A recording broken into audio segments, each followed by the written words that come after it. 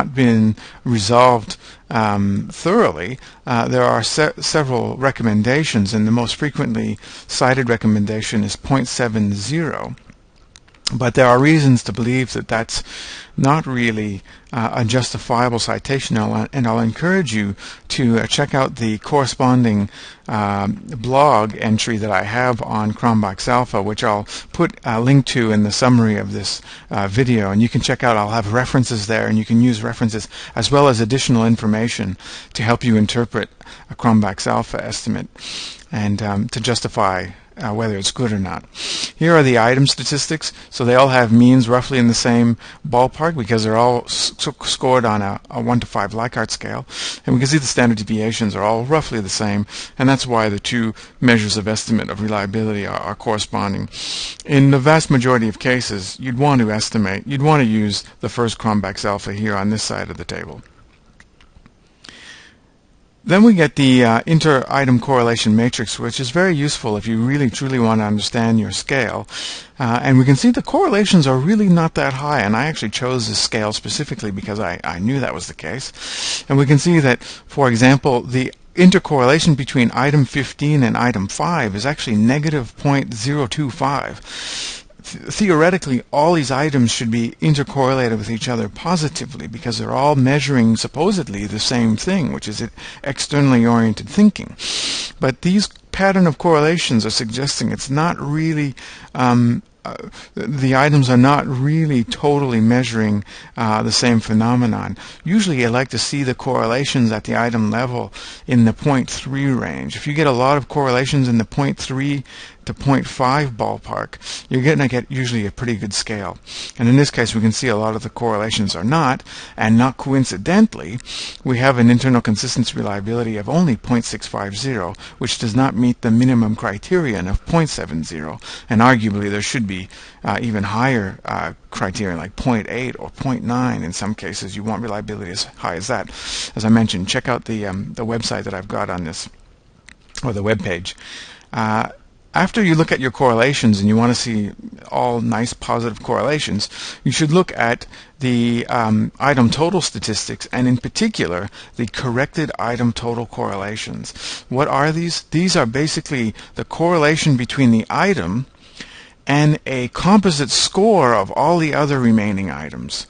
So it's basically the scale scores minus the item of interest, its correlation with the item. So it's corrected because the item isn't included in the scale in these correlations.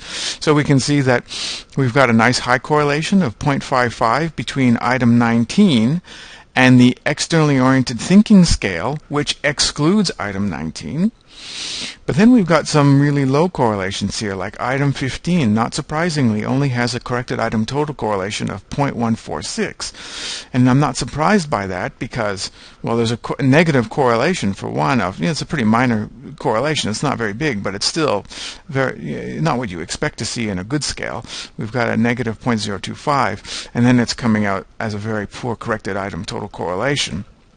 And then what we get here on this side, actually I'll mention that ideally you want item total correlations in the 0.3 to 0.7 ballpark. Once you start exceeding 0.2, I should say. 0.2 I think is actually justifiable.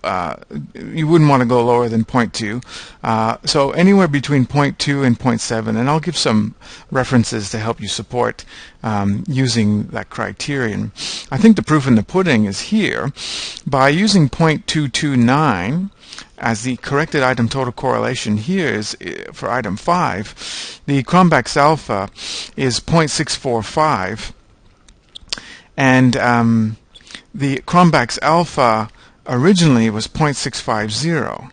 Okay, so if we deleted this item 5 here, so Cronbach's alpha, if item deleted, is, and that's meaning this item 5, if we deleted item 5, Cronbach's alpha would only be 0.645, whereas if we include item 5, we know that Cronbach's alpha is 0.650. So there's a little bit added benefit by including item 5 in the scale in terms of reliability.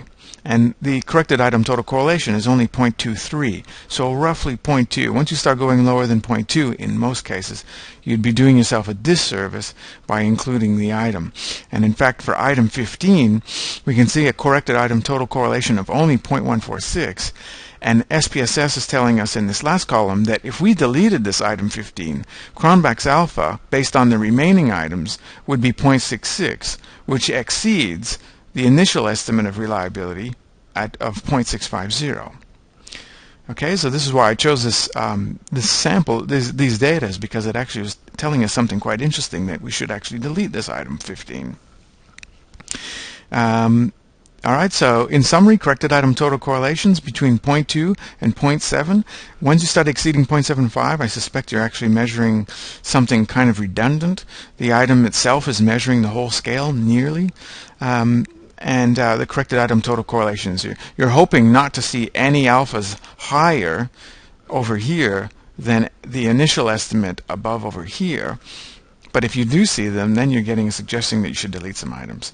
And then in the last table, we're getting just the means of the scale and the variance and the standard deviation. So that's the scale. If we combined all these items together in a sum score and got a total score, the mean would be 18.13 with a variance of 24.12.